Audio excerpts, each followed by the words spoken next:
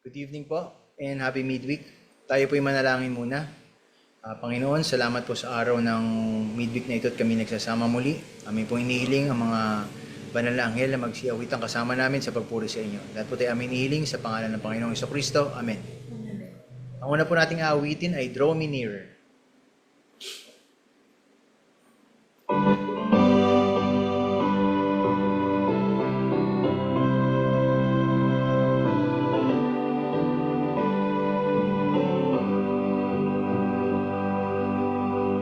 I am thine, O Lord, I have heard thy voice, and it told thy love to me. But I long to rise in the arms of faith, and be closer drawn to thee. Draw me nearer, nearer, blessed Lord, to the cross where thou hast died. Draw me nearer, nearer, nearer, blessed Lord, to thy precious bleeding side. Consecrate me now to thy service, Lord, by the power of grace divine. Let my soul look up with a steadfast hope, and thy will be lost in thine. Draw me nearer, nearer, blessed Lord, to the cross where thou hast died. Draw me nearer, nearer, nearer, blessed Lord, to thy precious bleeding side. Oh, the pure delight of a single hour that before thy throne I spend, when I kneel in prayer and with thee, my God, I commune as friend with friend. Draw me nearer, nearer, blessed Lord, to the cross where thou hast died. Draw me nearer, nearer, nearer, blessed Lord, to thy precious bleeding side. To open our service, let us sing, Turn Your Eyes Upon Jesus.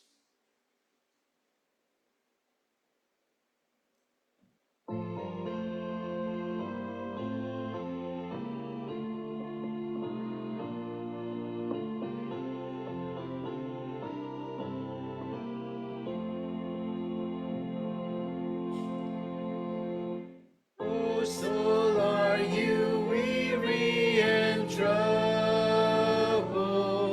No light in the darkness you see. There's light for a look at the Savior, and life more abundant and free. Turn your eyes upon Jesus, look full in his wonderful face, and the things on earth will grow strangely dim in the light of his glory and grace. Through death into life everlasting, he passed and we follow him there. For us sin no more hath dominion, for more than conquerors we are. Turn your eyes upon Jesus, look full in his wonderful face, and the things on earth will grow strangely dim in the light of his glory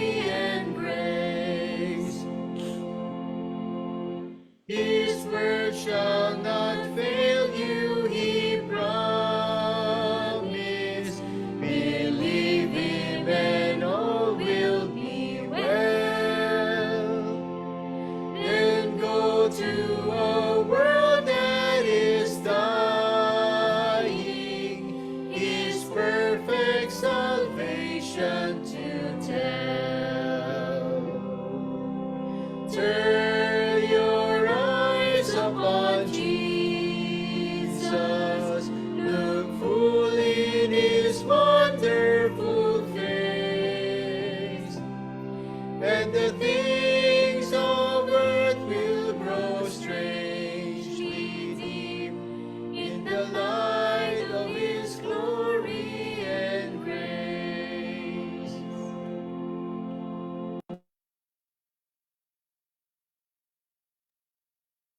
Magandang gabi po, tayo po'y manalangin.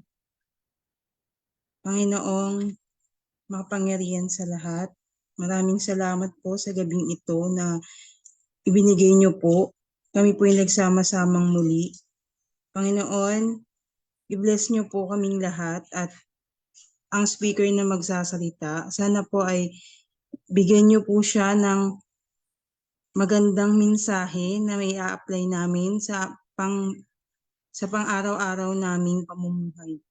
Maraming salamat po, Lord, at patawarin niyo po kami sa aming pagkukulang at pagkakasala. Ito ang aking dalangin sa pangalan ni Jesus. Amen.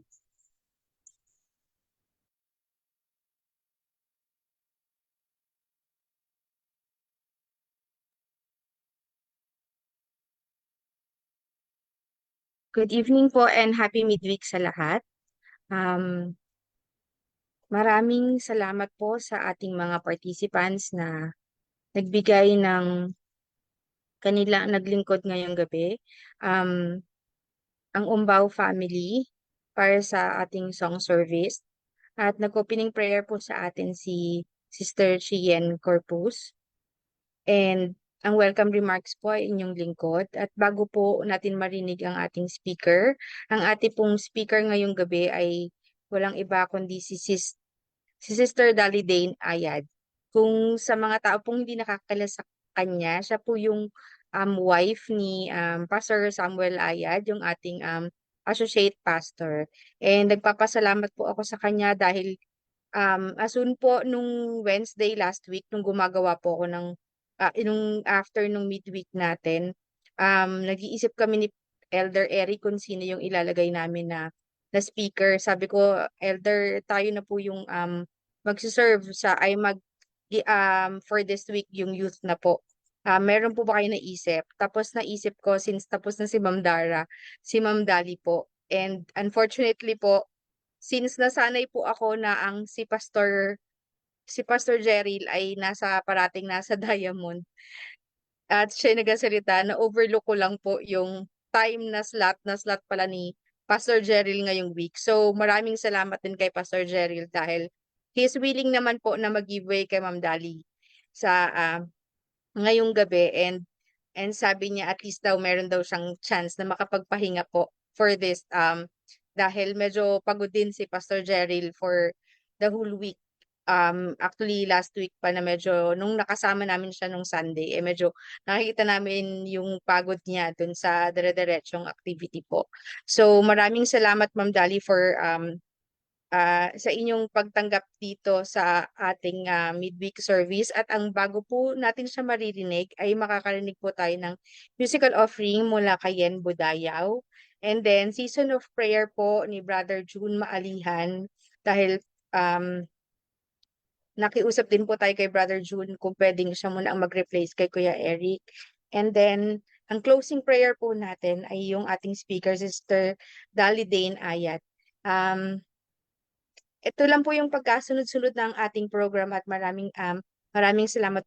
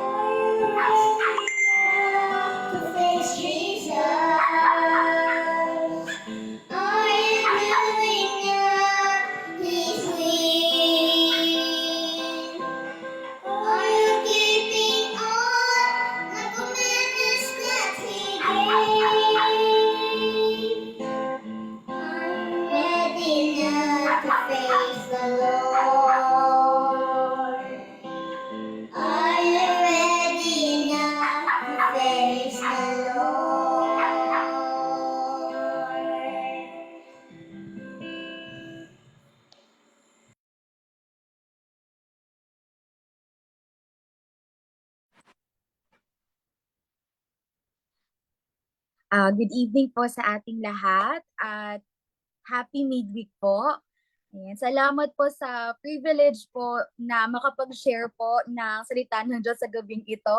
Thank you Sister Cheryl, for inviting me po last time. Ayan, to share po this evening. So, ngayon po ay ako po ay nasa Cavite. Ayan, dahil si Pastor po ay nandun na po siya sa Mindoro. So, for the meantime po ay dito po muna ako dahil wala po akong kasama dyan sa Caloocan. But praise God pa rin po na kahit ako po'y wala dyan ay nakaka-join po ako through online. For this evening po ay simple lang po yung aking message, pero it's a reminder po para sa ating lahat. Kahit ako po ay muli rin po akong na-remind through this message. Pero bago ko po simulan ang pag-share ng mensaheng ito ay inaaniyahan ko po muna kayo na samahan po ako sa isang panalangin. Let's pray. Ama naming banal na nasa langit, Panginoon, sa gabing ito ay patuloy po namin pinupuri ang inyong pangalan. Pinupuri po namin kayo dahil tunay na napakabuti nyo at patuloy nyo po kaming sinasamahan sa linggong ito, Panginoon. Sa gabing ito ay muli po kami mag-aaral ng inyong salita. Panginoon, samahan niyo po kami at tulungan niyo po kami na maintindihan ang bawat salitang aming maririnig.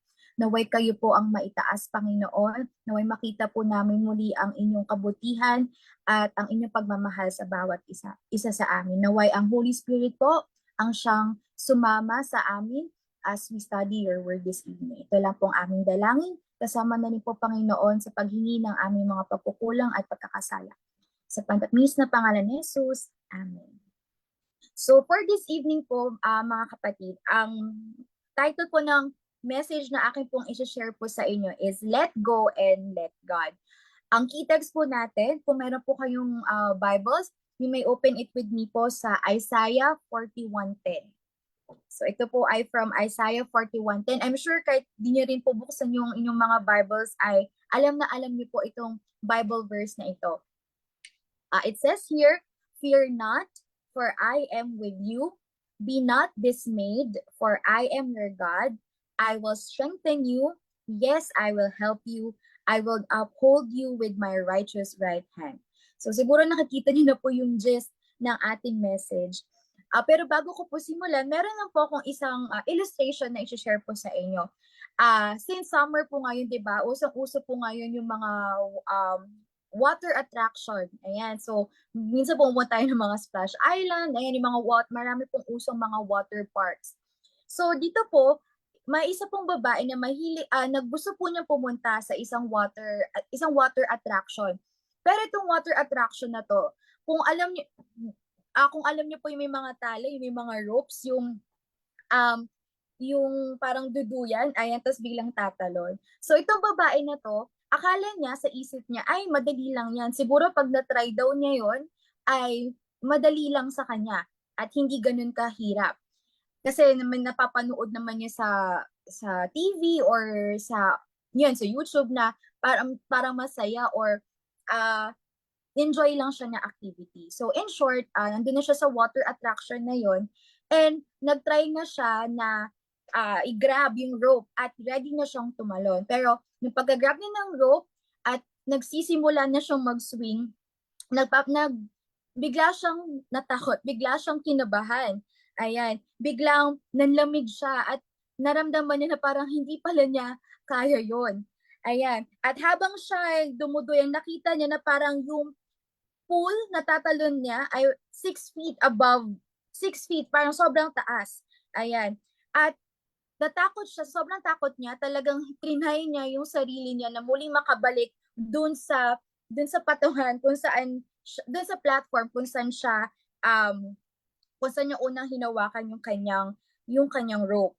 Ayan. And buti na lang ay nakarating siya ng safe doon. Pero ang nakalungkot lang ay hindi niya nagawa yung gusto niyang gawin na makatalon doon sa pool. So minsan po ba may napunta na po ba tayo sa ganyong situation, mga kapatid, na minsan akala natin kaya natin yung mga challenges na may experience natin, pero nung andun na pala tayo, bigla na tayong sumuko, parang hindi pala natin kaya. We are often faced with trials and challenges in our daily lives, and we are allowed to decide, do I trust God now? Ayan. So, nung una, akala natin ay, sige, natitiwala ko sa Diyos, alam kong may Diyos. Pero pag nandun na tayo sa situation na yun na talagang sobrang ang mahirap na-experience na natin yung talagang suffering, minsan, hindi na natin naiisip yung Panginoon, mga kapatid, di ba? Minsan, ang nangyayari, we take matters in our own hands. The real question is, what does a Christian do when faced with disappointment, despair, challenges, disaster, trials, and temptation? So, as a Christian, mga kapatid, ano po ba dapat gawin natin when we face these kinds of challenges? Sabi nga po sa Romans 8:28, if you have your Bibles, you can open it with me. Sabi po sa Romans 8:28, all things work together for good to them that love God,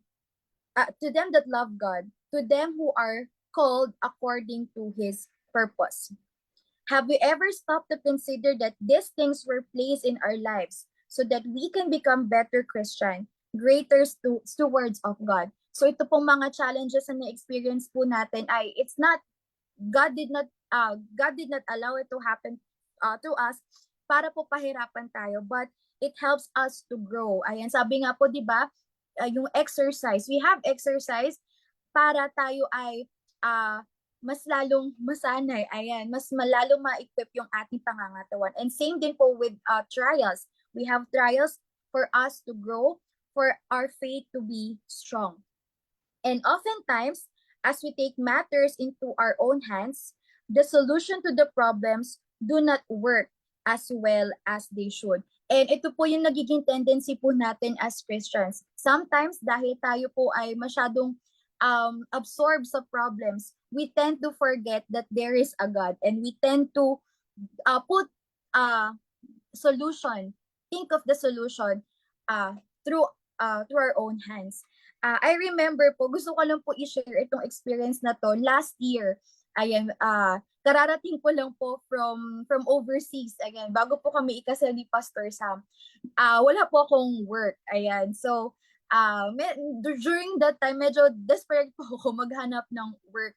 Hindi po kasi ako sanay na parang dito lang po ako sa bahay. And then, syempre wala pong income, and nakikita ko po na marami po akong bills to pay. So, meron po akong tiwala sa Panginoon that He will provide me work. Pero there are times na parang dahil sa sobrang impatient ko, may pagkakataon na parang nawawala yung trust ko sa Panginoon. Through that, nakakalimutan ko na kailangan ko magtiwala sa ating Panginoon. So in short, that time po, gusto ko lang po itong i-share kasi talagang sobrang, ang laki po niyang reminder sa akin about faith. So in short po, I tried looking for work online. Ayan, so Facebook po, di ba marami pong mga groups sa mga naghanap ng mga online teachers or mga hiring. So in short, nakahanap po ako. And no time na yun, parang gusto ko po mag-shift kasi sabi ko medyo napapagod na po ako sa pagtuturo. Parang try ko pong maging like parang virtual assistant, ganyan. Baka try ko pong mag-shift ng ibang work. Ayan. And then may mga nakita po akong post, ang dadami. And siguro dahil sa sobrang focus ko po sa paghahanap ng work, hindi ko po namamalayan na yung work na nakita ko, medyo too good to be true nga naman. So in short, I tried, minessage ko, and then nag-message siya din po sa amin, nag-exchange siya ng messages. And at the end, hindi po pala talaga work yun. At the end po ng story ay na-scam po ako. So, nakakalungkot lang kasi grabe na hinawala yung, mali pala yung ginawa ko. Dapat nag-pray muna ako before that. And ang na-realize ko na mali talaga yung ginawa ko, na dahil instead of waiting for God na i-answer niya yung prayer ko, I took matters on my own hand. And ang nangyari nga ay, yun nga po, mas lalo pa pong napasama. Pero God is good pa din, dahil despite na ganun yung nangyari sa akin, sabi na nga lang po sa akin nila Pastor Sam, ayan, at ng aking family na it's a lesson. Ito yung lesson na hindi ko makakalimutan. Na-remind ako muli na dapat talaga na whatever I do, dapat inilalapit mo na sa Panginoon. Kasi when you put things on, when you solve problems on your own hands, minsan hindi nagiging maganda yung result.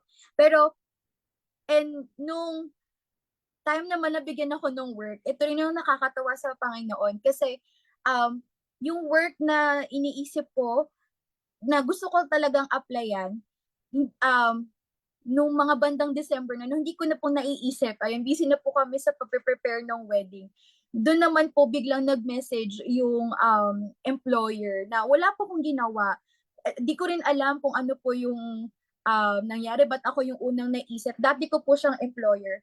I don't know what happened, but ako po yung unang naalala ng employer na yon. Pero in short na, hindi po ako yung gumawa, pero yung Panginoon po yung nag-make ng way for me to find a work.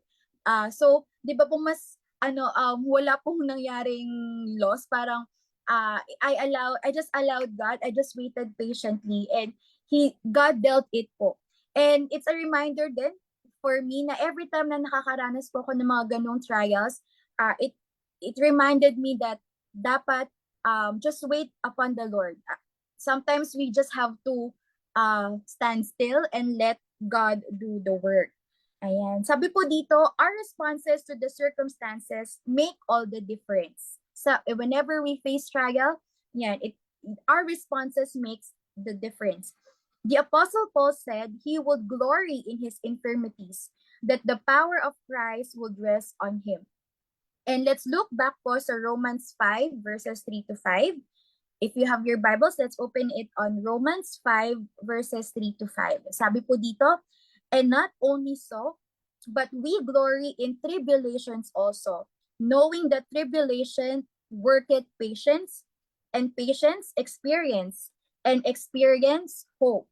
And hope maketh not ashamed, because the love of God is shed abroad in our hearts by the Holy Ghost which is given unto us. So again, if we face tribulations, hindi pala dapat tayo ay magmukmok, gumawa ng mga bagay na hindi ayon sa kalooban ng Panginoon. Because whenever we face tribulations, it na-work po yung ating character. It gives us patience, experience, and then mas lalo tayo ay nagkakaroon ng hope sa ating buhay. Ayan. And today po mga kapatid, meron lang po ako mga 5 reminders din po on how can we face trials in our lives as a Christian. Una po dito is to give thanks.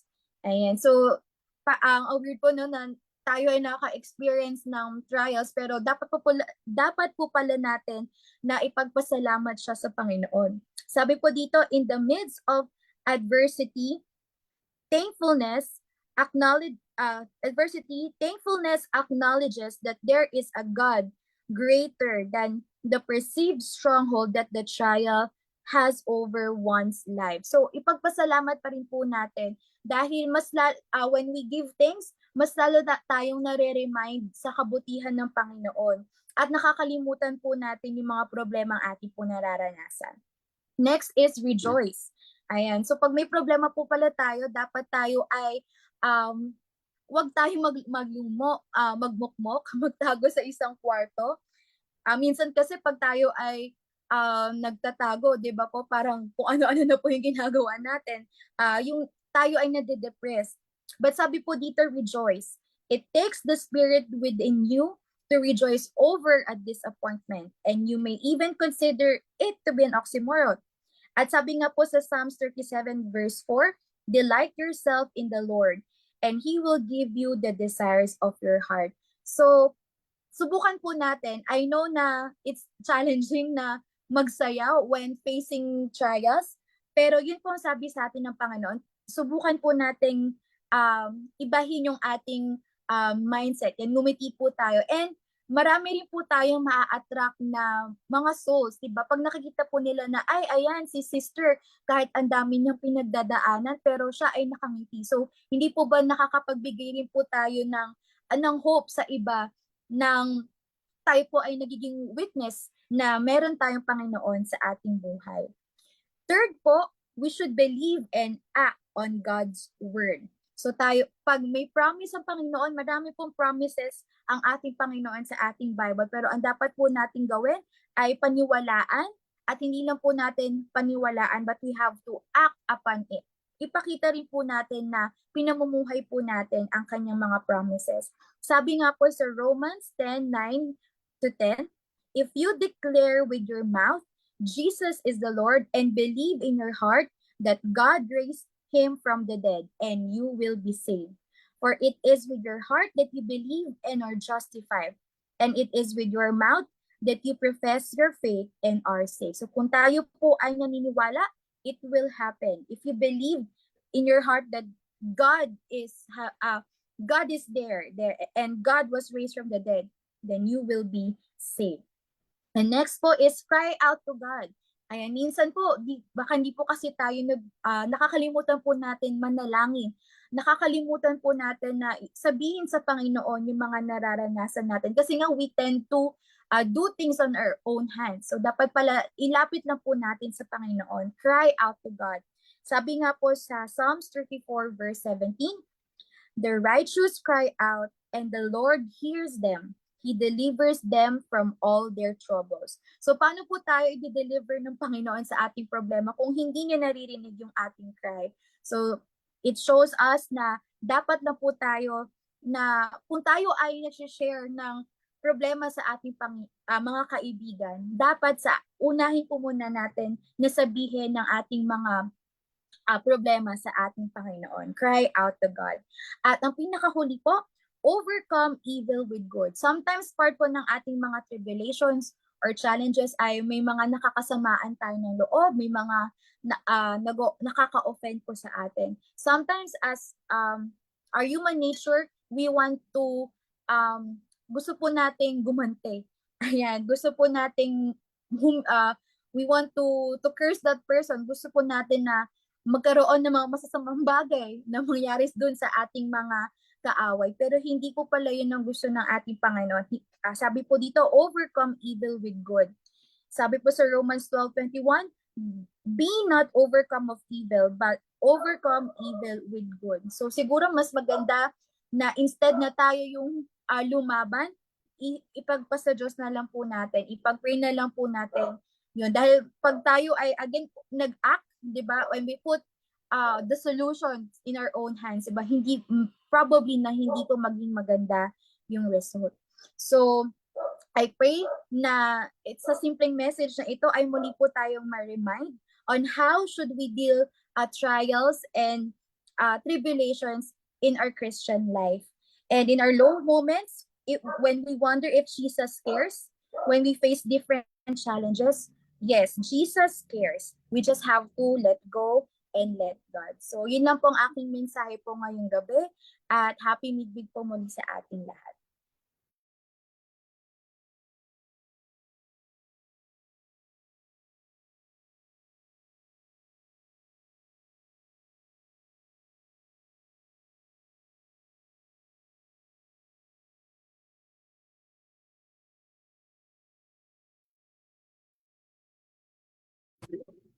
Ayan.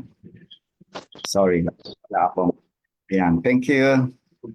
Good evening po muli, at tayo po ay dadako na sa ating seasons of prayer. Meron pong mga ilang request dito, babasahin ko po siya isa-isa, at kung meron pa kayong pong idadagdag, kayo lang po ay mag-type sa worship chat. Ayan. Meron pong request dito.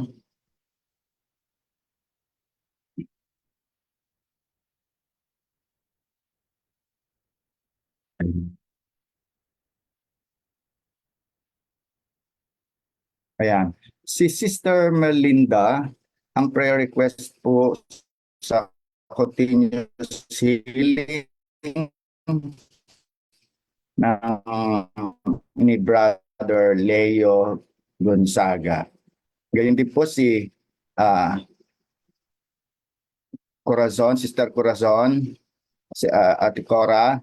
Ipag-pray po natin ang si Melvin, anak ni Sister Alden, na siya po ay nakakonfine sa East Ave.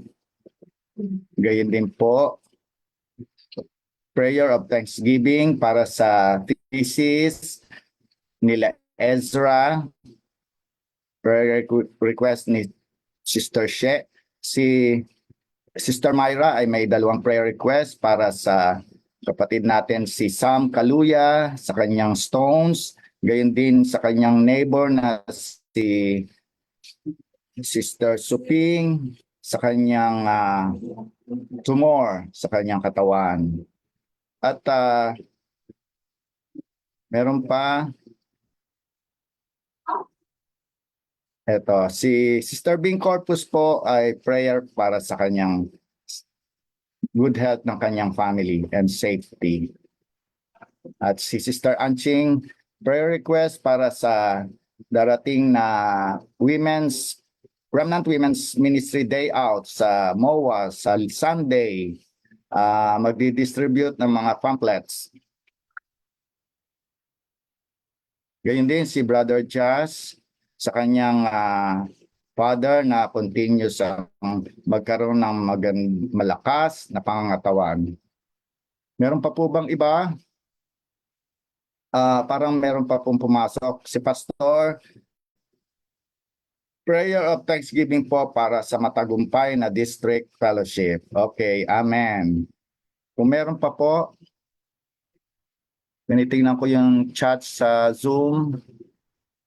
Ayan, yun yan. Pakisama rin si Brother Danilo. Okay. Ayan. Atin pong mga kilala tong mga prayer requests. At hinihiling ko po ang mga nag-prayer request kung nandyan kayo, nasa Facebook, na kayo po ay dumulog din sa Panginoon habang tayo nananalangin at inyong ipanalangin ang inyong mga prayer request at pangungunahan ko po ang prayer at kung wala na pong idaragdag, tayo po ay mananalangin. Tayo po ay lumuhod para sa ating seasons of prayer. Tayo po ay manalangin. Dakilang Diyos, kami po sa mga sandaling ito ay nagpapasalamat sa inyong kabutihan, sa inyong pag-ibig, bigaya at habag na patuloy niyong pinadarama sa bawat isa sa amin. Sa pagkakataon pong ito, Panginoon, aming pinasasalamatan ang patuloy na pagbigay niyo ng buhay at kalakasan sa bawat isa. Amin pong inaalay ang aming mga puso sa inyo, sa inyong paanan. Tanggapin kami, linisin kami, Panginoon. Kami maging karapat-dapat na makapiling ninyo sa isang panalangin na ito na espesyal para sa inyong iglesia. Amin pong inilalapit ang church, PUC Remnant, na nawa, Panginoon, patuloy nyo itong akayin sa mga gawain upang ito'y makapagpalago sa mga kapatiran at sa kabuuan sa inyong iglesia, maging inspirasyon po sa mga kapatiran. O Panginoon Diyos, nadaran po namin ang inyong pag-ibig. Amin pong dinadalangin, tanging-tangi na Panginoon, ang mga leaders ng church, ang district pastors, na nawa, Panginoon, sila ay inyong pagpalain araw-araw, higit sa lahat sa espiritual. Ang kanilang mga tahanan, ingatan na maging tapat sa inyo sa paglilingkod sa inyo. Panginoon Diyos, amin pong patuloy na nilalapit bilang district ang 160. Amin dinadalangin ang mga kaluluwa na inyong inaakay. Bagamat kami ay nagkukulang sa pagtugon sa mga panawagang ito, subalit Panginoon, naniniwala na kami na inyong ilalatag ang mga gawain ito para magkaroon kami ng mga karanasan at magpasigla sa aming mga pananampalataya. Nawa, Panginoon, patuloy na akayin, bigyan ng kasiglahan ang mga na-involved dito at ang mga interest. Panginoon Diyos, sa pagkakataon po ito, aming nilalapit ang mga pangalan, mga nag-request na aming nabanggit kanina. Kayo po ang nakakaalam ng aming mga kalagayan. Kayo po ang siyang nagbibigay ng aming mga kalakasan. Aming dinadalangin, Panginoon. Paggalingin ang aming mga puso, ang aming espiritual na kahinaan. Panginoon Diyos, upang sa gayon kami po ay magkaroon ng kasiglahan at gayon din po kasiglahan ng aming mga kamilitawan. Patuloy nawa tunugunan ang mga prayer request na to, na nawa Panginoon, bigyan sila ng masisigla na pamumuhay at patuloy na makapaglingkod sa inyo. Meron man po kaming hindi mga nabanggit, Panginoon, sa aming mga request na nawa, Panginoon, kayo po ang nakakaalam. Nawa, tugunan niyo po sa aming mga kaisipan. Ito po'y ninanais namin ilapit sa inyo. Sa inyong paanan, masumpungan niyo kaming nakapanikluhod na sumasamo sa inyo. Natugunan niyo po ang mga samot dalangin ito upang sa gayon kami po ay magkaroon lumakas ang pananampalataya na kayo po ang siyang tumutugon sa amin sa gabi ito. Amin pong patuloy na pinasasalamatan ang service na inyong ginampanan. Nawa Panginoon, ang inyong mga salita ay matanim sa aming mga puso at maging inspirasyon sa amin sa araw-araw.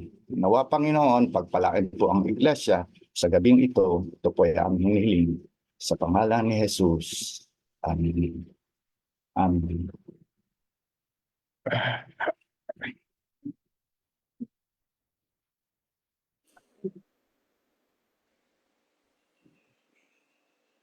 For our closing song, let's sing I Surrender All.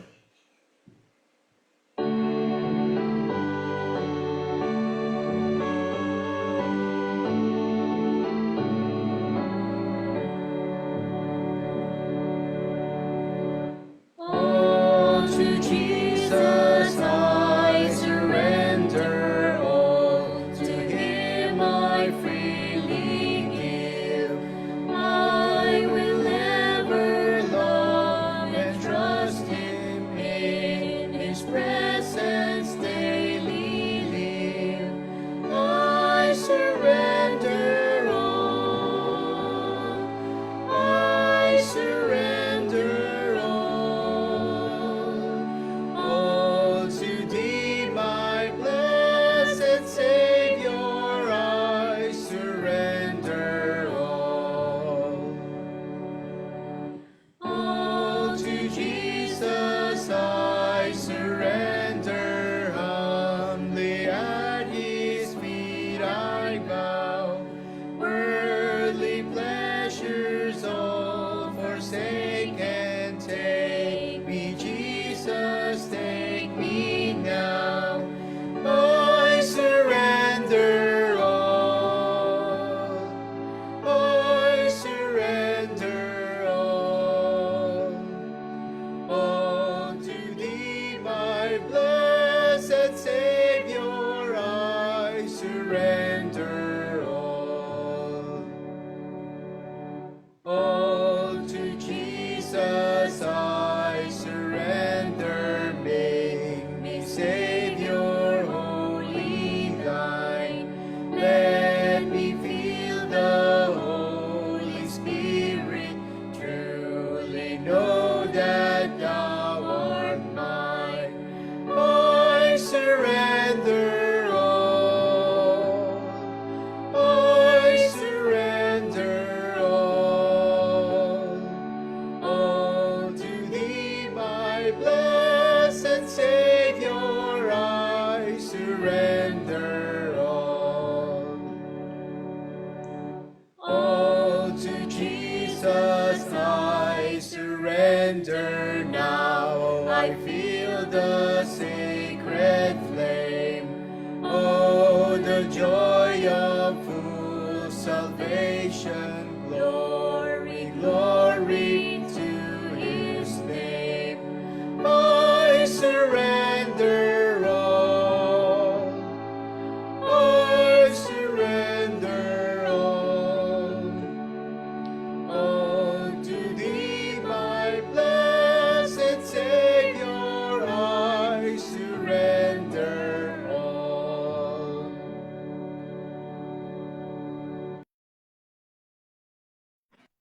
Tayo po ay manalangin. Ama naming banal na nasa langit, Panginoon, maraming salamat po sa aming mensahe na narinig ngayong gabi, and patuloy niyo po kami ni-remind, Panginoon, that whenever we face trials or challenges, all we have to do is to trust you, to trust your plans, Panginoon. And Lord, as we separate this our ways this evening, I pray, Panginoon, na patuloy niyo po kami i-bless at bigyan ng kalakasan as we start our new day tomorrow, and may we become blessings din po, a blessing din po, Panginoon, sa mga tao pong aming makakasalamuha. We thank you for everything, Lord, and may you be with us, Lord, as we sleep this evening. This is all we ask. In Jesus' name I pray. Amen. Happy midweek po sa ating lahat. Happy midweek po. Thank you, Ma'am Dali.